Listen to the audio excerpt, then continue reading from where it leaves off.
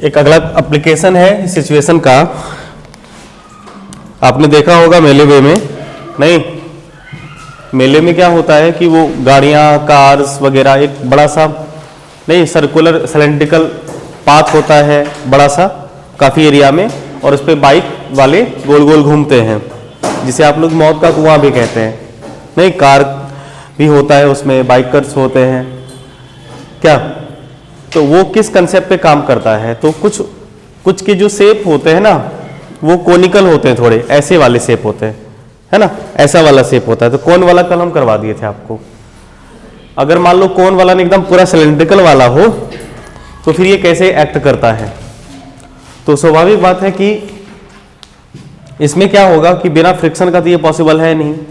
ये जो उसके सरफेसेस होंगे सिलेंड्रिकल, जो पूरे पाथ होता है सिलेंड्रिकल पाथ, उसका जो सरफेस होगा वो स्मूथ रहने से तो काम चलेगा नहीं, उसमें कुछ फ्रिक्शन वगैरह होनी चाहिए, नहीं तो फिसल जाएगा ना, गाड़ियाँ उस पर स्किड कर जाएगी, मतलब चल ही नहीं पाएगी। तो फ्रिक्शन का होना जरूरी है इस वाले केस में, ठीक है।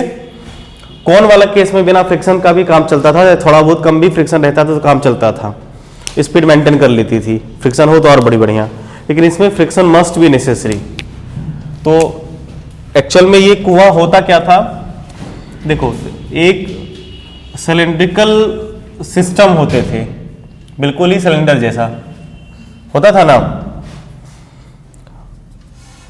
और इसी सिलेंड्रिकल सिस्टम में चाहे वो कार हो बाइक हो ये सब सारी चीजें चला करती थी इसी के सरफेस पे गोल गोल।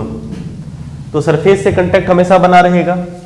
अगर मान लीजिए हम वो बाइकर की बात करें, नहीं यहां पे जो है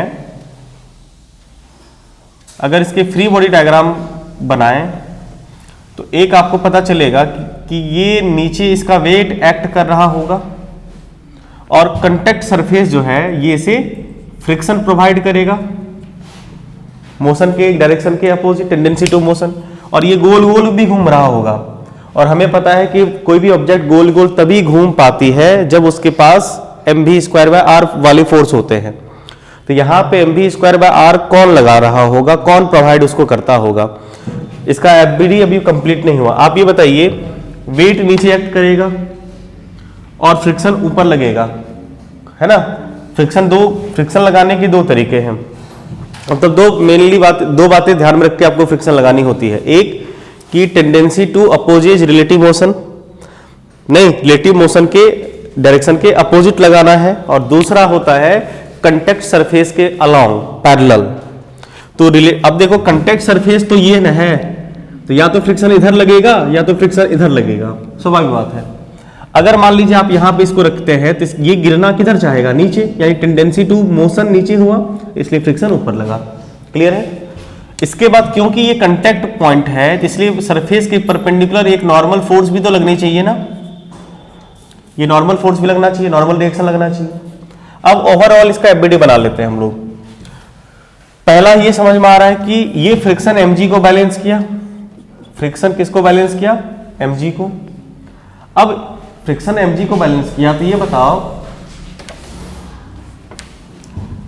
नॉर्मल फोर्स को कौन बैलेंस कर रहा है, कोई नहीं। तो normal force net effect produce करेगा, और नॉर्मल फोर्स का डायरेक्शन जरा तुम देखो तो ये जो मूव कर रहा है नॉर्मल फोर्स की डायरेक्शन हमेशा इसके एक्सिस ऑफ रोटेशन के अलोंग है ना।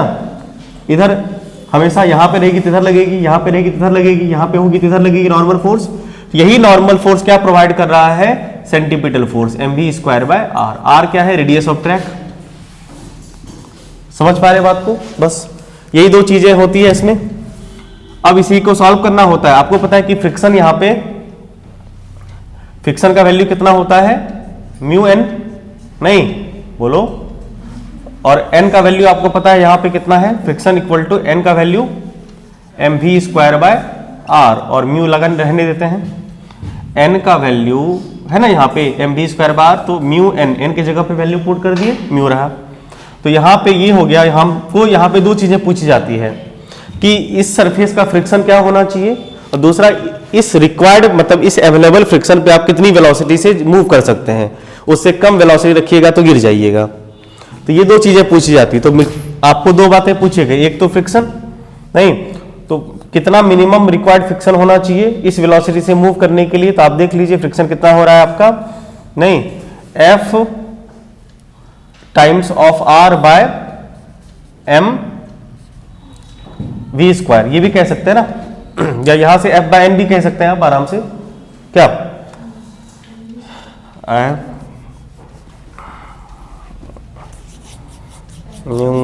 M N भी एक ही बात है। चलो म्यू तो आप यहां से भी कैलकुलेट कर सकते हैं, यहां से भी कैलकुलेट कर सकते हैं। वेलोसिटी देख लेते हैं, वेलोसिटी का क्या फॉर्मूला बनेगा, वेलोसिटी स्क्वायर इक्वल टू बनेगा, बोलो जरा, mu R G, F limiting mu N हुआ ना, एम भी, एम तो नीचे आ जाएगा ना, एफ आर बाय होना चाहिए ना, बाय म्यू एम। अजीब सा लग रहा है, ऐसा कैसे हो सकता है, ठीक, आ जाओ बाबू।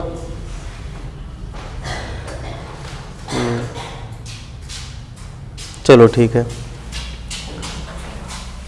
एक बात बताइए, आप चाहे तो यहां पे f के बदले mg भी तो यूज कर सकते हैं ना, नहीं f के बदले आप mg यूज कर लीजिए, mg, और r को r ही रहने दीजिए, म्यू m, m से m कैंसिल आउट हो गया, यहां से v स्क्वायर इक्वल टू बन गया आपका rg by mu, rg by mu, मतलब v का वैल्यू हो जाएगा root square root rg by mu. कम से कम ये वेलोसिटी से आपको इस फ्रिक्शन कोफिशिएंट अवेलेबल वाले सरफेस पे चलनी पड़ेगी, इससे कम वेलोसिटी से आप अगर चलेंगे तो स्लाइड कर जाएंगे। और यहीं से आप ये भी कह सकते हैं कि म्यू कितना होना चाहिए बाय वी स्क्वायर, यहीं से भी, तो ये वो मिनिमम वेलोसिटी होगी जिससे आप सेफ मोशन, कोई भी जो मोटरसाइकिलिस्ट हो या कार वाले हो वो इस पे मूव कर सकता है इस वेलोसिटी से। इससे ज्यादा वेलोसिटी होगी कोई टेंशन नहीं, वेलोसिटी अगर इससे कम हो गई तो फिर टेंशन होगा, तो ये स्लाइड कर जाएगी। समझ पा रहे हैं, ये वो मिनिमम वेलोसिटी हुई जिससे इस फ्रिक्शन कोफिशिएंट वाले सरफेस पे आप गोल गोल घूम सकते हैं। समझ पाए, बोलो, वेरी गुड जी, आर बाय म्यू याद रहेगा, सिचुएशन याद रखिएगा। इसमें एक चीज और है, समझ ही लो साथ ही साथ, फिर सवाल करेंगे।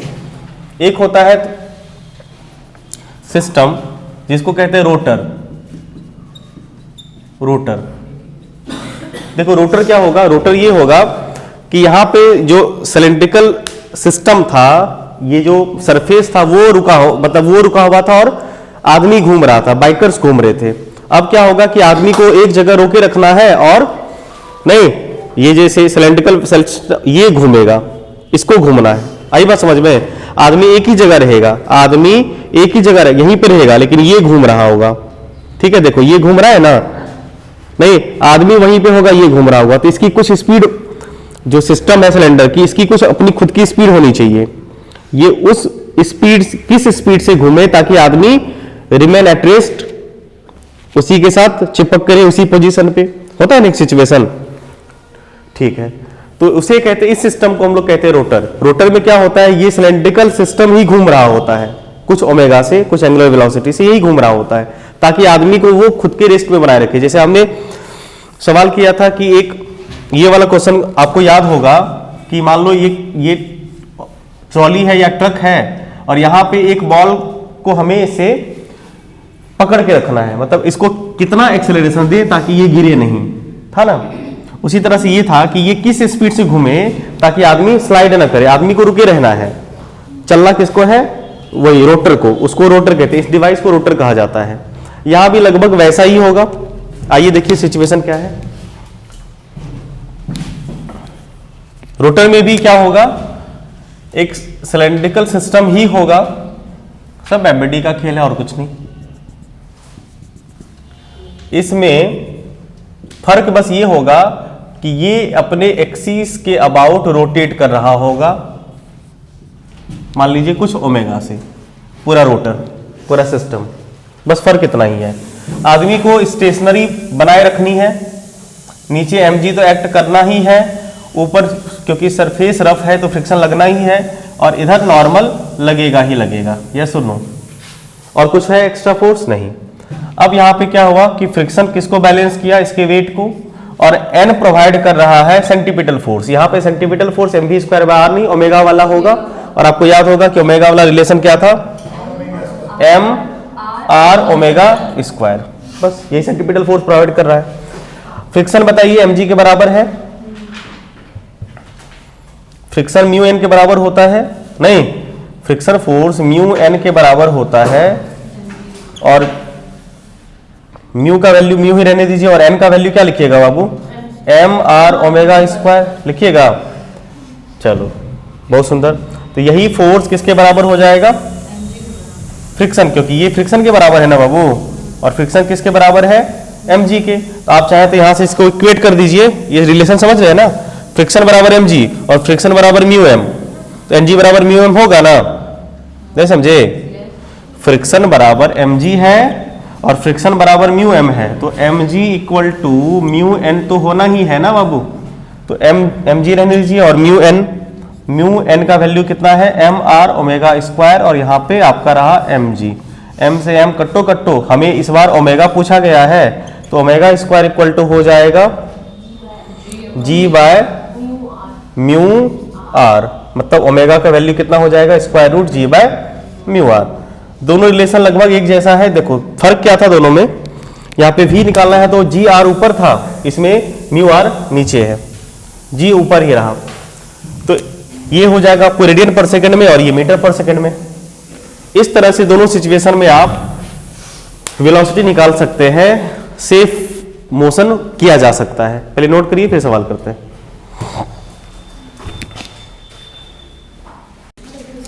आंसर इसका हो गया 10 मीटर पर सेकंड। देखो तो कह रहा है कि radius of rotor is 2 metre. एक रोटर है जिसका रेडियस 2 मीटर का है, और कोफिशिएंट ऑफ स्टैटिक फ्रिक्शन, यहाँ पे देखो फ्रिक्शन का जो नेचर होता है, ये फ्रिक्शन जो लिमिटिंग होता है बाबू, मतलब मैक्सिमम स्टैटिक फ्रिक्शन जो लग सकती है उसे रोकेगी। ठीक है, वो मिनिमम स्पीड बतानी है जिससे ये आसानी से मूव कर सके। ठीक है, तो देखो हमसे पूछा म्यू एस दे रखा है कितना? 0.75। उसके बाद रेडियस दे रखा है कितना? 2 मीटर का। हमसे पूछा गया स्पीड, तो g का वैल्यू आप आराम से 10 ले लीजिए, 10 मीटर पर सेकंड स्क्वायर। तो सीधा सा v पूछा गया है। आपको पता है कि v इक्वल टू होता है rg/μ। rg/μ भाई मिनिमम स्पीड पूछी गई है, मिनिमम स्पीड पूछी गई ताकि वो गोल गोल घूम सके ना। हाँ है ना, सीधा फॉर्मूला तो दिख रहा है, जहां से दिया हुआ है, लिखा हुआ है यहाँ पे mu S. Coefficient of static friction, line पढ़िए तो क्या लिखा हुआ है? Coefficient of static friction between the wall and the person is, इसका क्या मतलब होता है? 0.2। अच्छा 0.2 होगा, धत्ते। हाँ 0.2 जो भी आएगा, आ गया जो आना था। अब सॉल्व करिए। 210/μ, म्यू का वैल्यू 0.2, कट्टो कट्टो बकलोल का सब इक्के है। 5 कहां से आया? 5 रे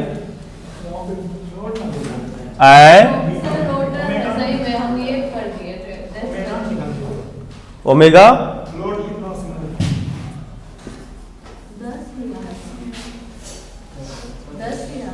बोलो बोलो। Find the minimum speed at which the floor में बी मूव, या पर्सन में भी फ्लोर, पर्सन कर दो, पर्सन। ठीक है, नहीं कट्टो कट्टो हुआ, √100 मतलब कितना हुआ? 10 मीटर पर सेकंड। अगर कोई पर्सन 10 मीटर पर सेकंड से इस रोटर पे घूमेगा तो वो स्किड नहीं करेगा, आराम से घूम पाएगा, है ना? ठीक है, तो बस फॉर्मूला याद रहेगा, सवाल बन ही जाएगा आराम से। चल हाँ अच्छा ठीक है, समझ पाए बात को? तो ये हो गया रोटर बेस्ड क्वेश्चन। आइए हम लोग अब करते हैं road, turning of road. Road का जो टर्न होता है उस पे। अगला लगाएंगे heading circular turning of road. Circular turning of road.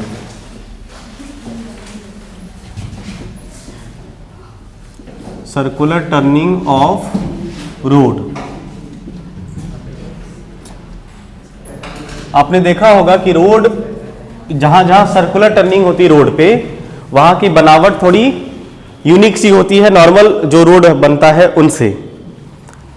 बनावट क्या होती है, कहीं कहीं पे आपने देखा होगा कि रोड जो रहती है वो पूरी प्लेन नहीं होती है, थोड़ी सी स्लोप होती है वहां पे। कहीं कहीं रोड आपने देखा होगा कि स्लोपिंग वाला, मतलब एक तरफ ज्यादा ऊंचा एक तरफ कम ऊंचा होगा, स्लोपिंग वाला रोड कहीं कहीं पे। या कहीं कहीं पे आपने देखा होगा कि टर्निंग जहां पे होती है वहां पे थोड़ा रफनेस बढ़ा दिया जाता है। रफनेस बढ़ाने का मतलब ये हुआ कि वहां पे कुछ रोड पे जब रोड बन रहा होता है ना तो बड़े बड़े गिट्टी कहीं कहीं पे रख दिए जाते हैं, रफनेस बढ़ा दिया जाता है। आई बात समझ में, कुछ ऐसा होता है। और कहीं कहीं पे मान लो दोनों, थोड़ा ऊंचा और थोड़ा रफनेस ज्यादा बढ़ा देता है। 3 तरीके से ये काम करवाया जाता है। एक तो लेवल रोड पे, लेवल रोड होती है लेकिन वहां पे फ्रिक्शन अवेलेबल होती है नहीं। अगर मान लीजिए रोड लेवल हो और उस पे मान लो टर्न लेने वक्त आप नहीं गिरे तो आपको वहां पे फ्रिक्शन ही सपोर्ट करता होगा। दूसरा ये हो सकता है कि फ्रिक्शन नहीं है, मान लीजिए फ्रिक्शन बहुत कम है, वहां पे बैंकिंग बढ़ा दिया गया है और आपने देखा होगा जब आप टर्न लेते हैं तो झुक जाते हैं, और मान लीजिए पहले से ही रोड झुका हुआ हो तो आपको झुकने की आवश्यकता नहीं पड़ेगी। और तीसरा केस ये होता है कि जिसमें दोनों चीजें थोड़ी थोड़ी होती है, थोड़ी फ्रिक्शन भी होती है, थोड़ा झुकाव भी होता है, थोड़ा स्लोप भी होता है। आइए इसे समझते हैं।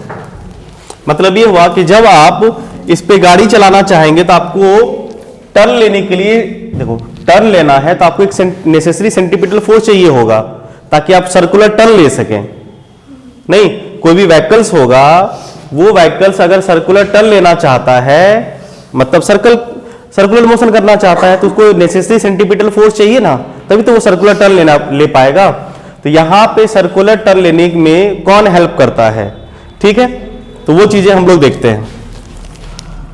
The necessary centripetal force, necessary centripetal force is being provided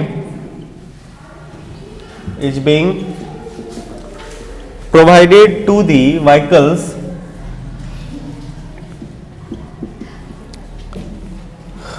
by following 3 ways. To the vehicles by following 3 ways, 3 तरीके से प्रोवाइड किया जा सकता है। पहला होता है बाय फ्रिक्शन, दूसरा हो गया बाय बैंकिंग ऑफ रोड, और तीसरा हुआ फ्रिक्शन प्लस बैंकिंग।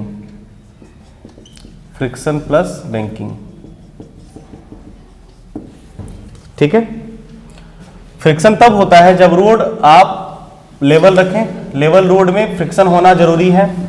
बैंकिंग में क्या होता है कि बैंकिंग में आपको नॉर्मल फोर्स काम करता है, नॉर्मल रिएक्शन काम करता है, यहां पे फिर दोनों चीजें होती हैं। आइए दोनों को साथ साथ समझें।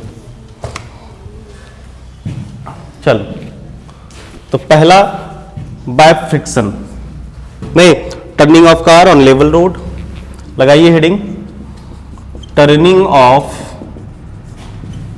Car on level road. और जब लेवल रोड होता है तो आपको टर्न करने में हेल्प करती है फ्रिक्शन, सिर्फ बाय फ्रिक्शन ओनली। यहां पे सिर्फ आपका फ्रिक्शन हेल्प करता है। कैसे, आइए देखते हैं। लेवल रोड पे जब आप टर्न लेते हैं ना तो वहां पे आपको टर्न लेने में हेल्प फ्रिक्शन करती है, यही सेंटीपिटल फोर्स प्रोवाइड करता है। आओ देखें कैसे। देखो,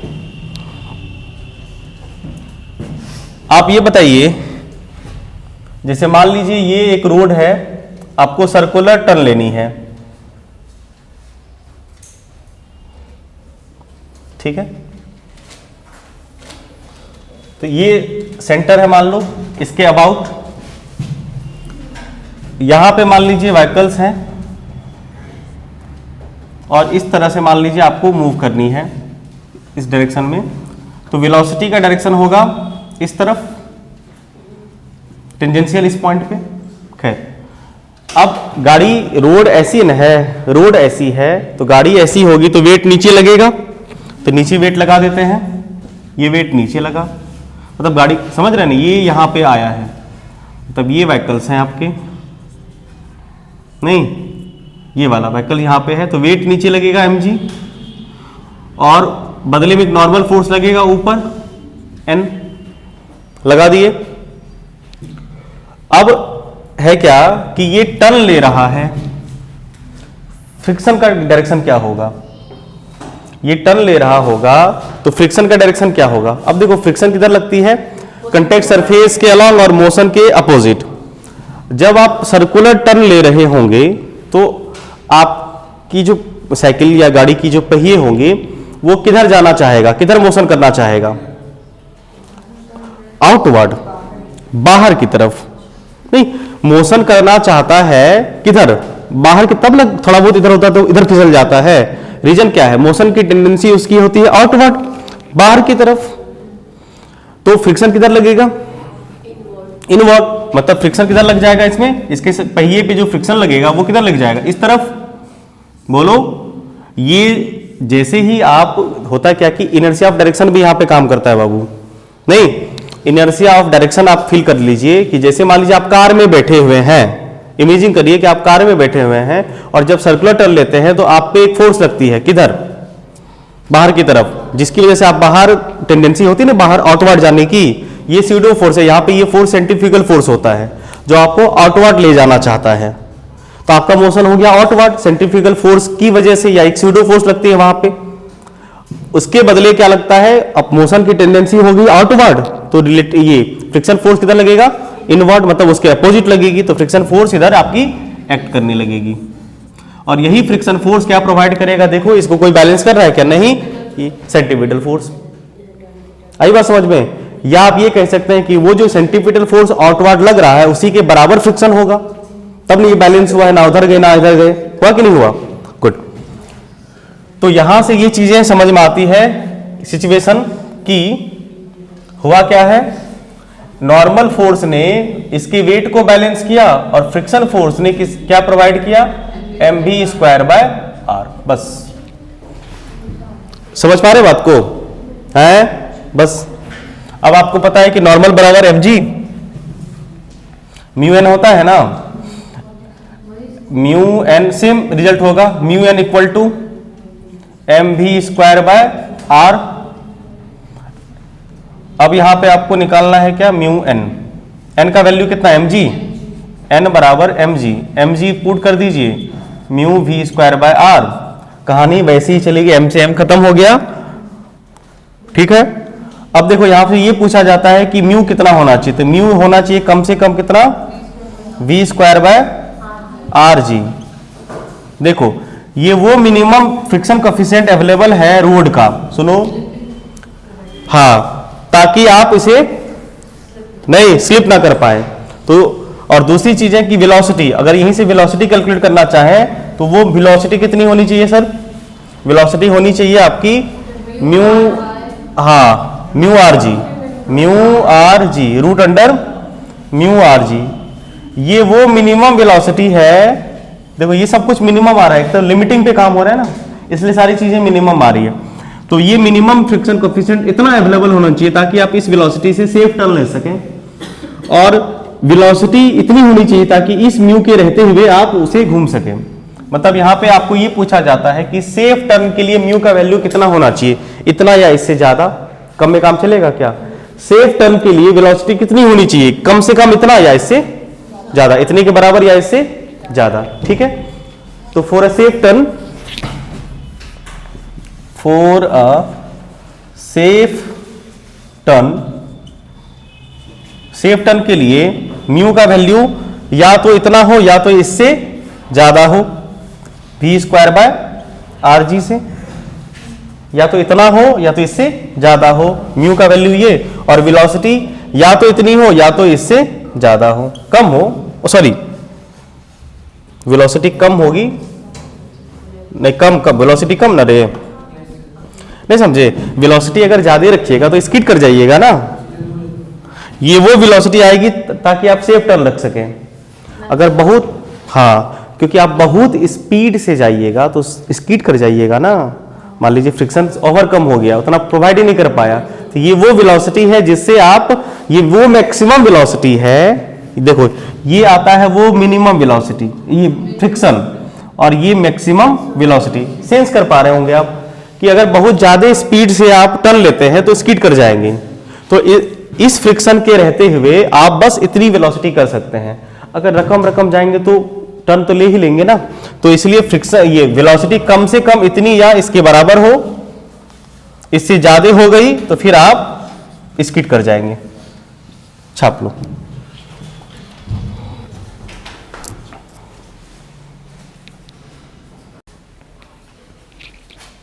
सवाल देखो, बाबू कहां पे, म्यू आर, हाँ mu R G, mu M G नहीं, mu R G, mu R G बाबू, म्यू आर जी ना है। ये मिनिमम मैक्सिमम वाला मैटर समझ पाए आप लोग ना।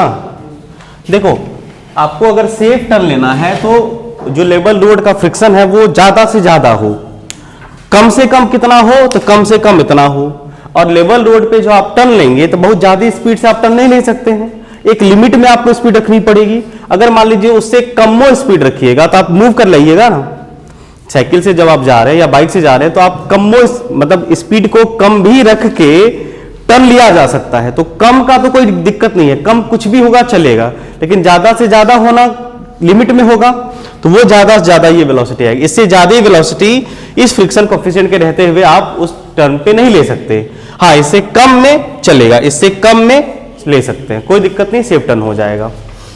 ये कम और ज्यादा वाला मैटर क्लियर है? गुड। ऑप्शन बी में है, डी में है 1/4, 10 इनवर्स 1/4 पक्का ही है। आइए, एक अनबैंक्ड कर्व है, मतलब ये है कि लेवल रोड है, ये अनबैंक कर्व का मतलब होता है लेवल रोड। एक लेवल रोड है जिसका रेडियस 30 मीटर का है और मैक्सिमम स्पीड हमसे पूछी जा रही है कि कितनी हो सकती है ताकि सेफ टर्न आप ले सकें, और फ्रिक्शन कोएफिशिएंट कितना अवेलेबल है 0.75। तो सीधी सी बात है, आपको मैक्सिमम स्पीड पूछी गई है तो v max इक्वल टू होता है square root mu R G, बस इसी को सॉल्व करना है। म्यू का वैल्यू कितना है 0.75, आर का वैल्यू 30 और जी का वैल्यू 10। कट्टो 100, 25 चौक 3, 2 15 और ये हो गया तुम्हारा 5, तो 15 3 45, 225, हाँ 225 और ये हो जाएगा 225 का होता है 15, तो 15 मीटर पर सेकेंड। इस वेलोसिटी से आप सेफ टर्न ले सकते हैं इस फ्रिक्शन। इससे ज्यादा वेलोसिटी करिएगा फिर स्किड कर जाइएगा। समझ पाए बात को? चलिए अब हम लोग एक छोटा सा पॉइंट वो भी कर ही लेते हैं, बैंकिंग वाला, और कल करेंगे बैंकिंग प्लस फ्रिक्शन। ठीक है, अब अगला केस होगा, इसको छापना है क्या? हो गया ना?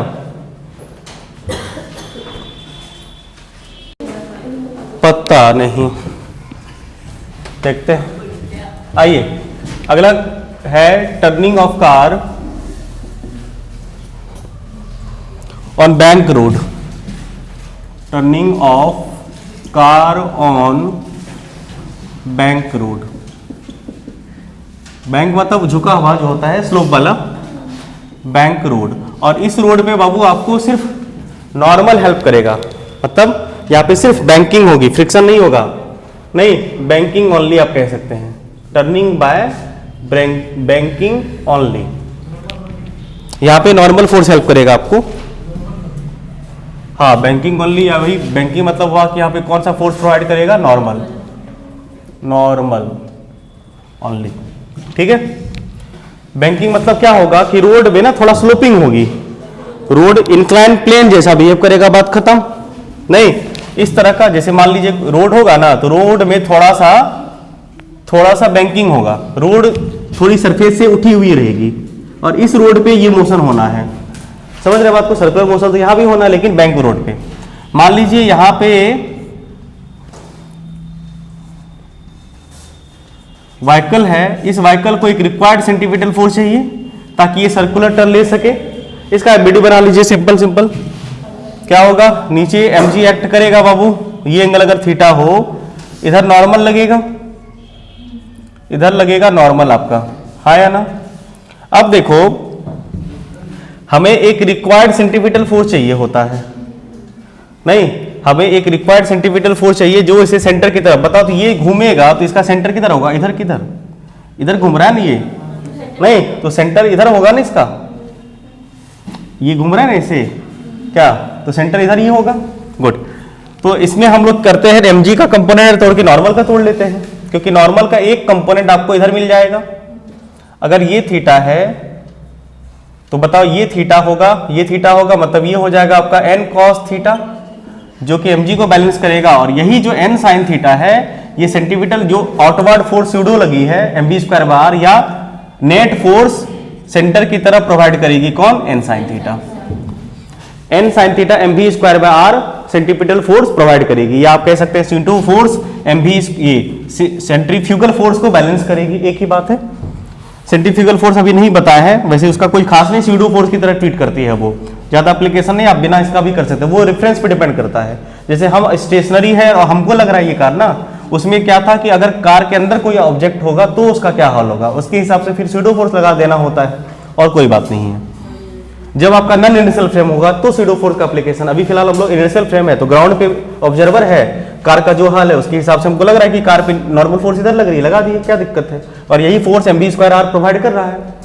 तो यहाँ पे नॉर्मल n sin थीटा क्या प्रोवाइड करेगा इसे, mv²r, और n cos थीटा किसको बैलेंस करेगा बाबू, mg को बैलेंस करेगा। अरे इन दोनों का रेशियो कर दो बाबू, नहीं इक्वेशन 1 इक्वेशन 2 का रेशियो कर दीजिए, इक्वेशन 1 डिवाइड बाय इक्वेशन 2, तो क्या हो जाएगा n sin, हाँ n sin theta by n cos theta is equal to mv²r, और ये हो जाएगा mg, m से m कट्टो कट्टो, साइन बाय कॉस होता है tan theta, tan theta equal to v²/rg। ये जो tan थीटा है इसे एंगल ऑफ बैंकिंग कहा जाता है, इसे ही कहते हैं angle of banking, angle of banking. मतलब आप जब मान लीजिए इंजीनियर बनिएगा, रोड बनाइएगा तो है ना, तो आपको ये ध्यान में रखना पड़ेगा कि कितना एंगल रखें ताकि मैक्सिमम वेलोसिटी, मान लीजिए जैसे स्पीड लिमिट लिखा रहता है 20, 30, 40, तो स्पीड लिमिट हो गया, आरजी तो कांस्टेंट है, तो थीटा उसी हिसाब से एडजस्ट होती है, बैंकिंग उसी हिसाब से एडजस्ट होती है। समझ गए बात को, रोड का है ये हुआ। और यहीं से आपको पूछी जाती है कि क्या वो मैक्सिमम स्पीड होगी जिससे इस एंगल पे आप सेफ टर्न ले सकते हैं, नहीं फॉर सेफ टर्न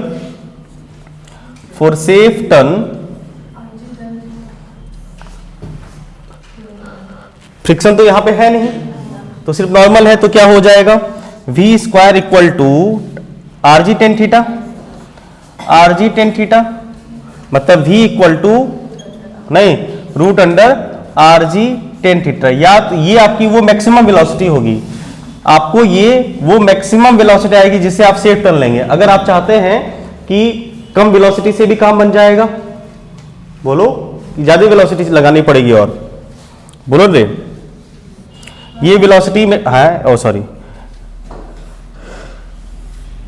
छापो, पहले छापो जल्दी। तो आंसर हो जाएगा इसका ए। कैसे, आइए देखते हैं। कह रहा है कि एक circular curve of highway is design to traffic moving 72 kilometre. कह रहा है कि आप उस सर्कुलर कर्व पे 72 किलोमीटर पर आवर से चल सकते हैं मैक्सिमम स्पीड, यानी वी मैक्स दे रखा है आपको, कितना वी मैक्सिमम दे रखा है 72 किलोमीटर पर आवर का मतलब होता है बाबू कितना 20 मीटर पर सेकंड ना, ठीक है। Radius of curve path is यानी आर दे रखा है आपको कितना 100 मीटर। हमसे पूछा गया है कि 10, अगर आपको याद होगा एंगल ऑफ बैंकिंग तो ये होता है v²/rg, ये v मैक्सिमम सोच के रखा जाता है ये एंगल, तो सीधा सीधा एंगल पूछा, v का वैल्यू कितना है 20 × 20, r का वैल्यू 100, और जी का वैल्यू फिर से 10, कट्टो कट्टो खत्म, और खत्म होगा क्या, ठीक है, तो 2 5 जा, कुल मिला के 2/5 आया। तो सीधा सीधा दिख रहा है कि 10 मतलब थीटा इक्वल टू हो गया 10 इनवर्स 2/5। आसान था, बहुत सुंदर, नोट कर लीजिए और अगले सवाल को ट्रैक करिए फटाफट। बन भी गया होगा कि बना ले, अगला सवाल पहले बना लेते हैं फिर दोनों साथ साथ छापेंगे। सुनिए, कार ऑफ मास 1000 किलोग्राम है ना, तो मास ऑफ कार 1000 केजी है, बहुत सुंदर। बैंक कर्व है, negotiate bank curve of radius 90 metre, radius 90 metre चाहिए इसे। Banking angle 45 degree, friction less है, मतलब फ्रिक्शन है नहीं, तो सीधा आपसे पूछी जा रही कि कौन इस बैंकिंग एंगल पे 90 मीटर के ट्रैक पे इस मास वाला ऑब्जेक्ट कितना मैक्सिमम स्पीड बना सकता है। तो भाई मैक्सिमम स्पीड बना सकते हैं v equal to square root R G tan theta, बोलो आर जी टेन थीटा, ये ना होगा। r का वैल्यू कितना है 90, g का वैल्यू 10 और 10 45 का वैल्यू कितना होता है बाबू 1/√2, ओ सॉरी हाँ 10 45 1 होता है। तो कुल मिला के 900 मतलब 30 मीटर पर सेकंड से टन ले सकती है ये। समझ पाए बात को, दोबारा समझाना है नहीं तो छापिए। और आज के लिए इतना ही, धन्यवाद। कल हम लोग करेंगे बैंकिंग और फ्रिक्शन दोनों को इन्वॉल्व करेंगे, बढ़िया केस है, 2-3 सिचुएशन बनेंगे, उसमें अलग अलग बातें बनेंगी, फ्रिक्शन का डायरेक्शन भी इसमें चेंज होगा सिचुएशन के हिसाब से, और फिर हम लोगों को करेंगे वर्टिकल मोशन और टॉपिक होगा आपका खत्म। धन्यवाद।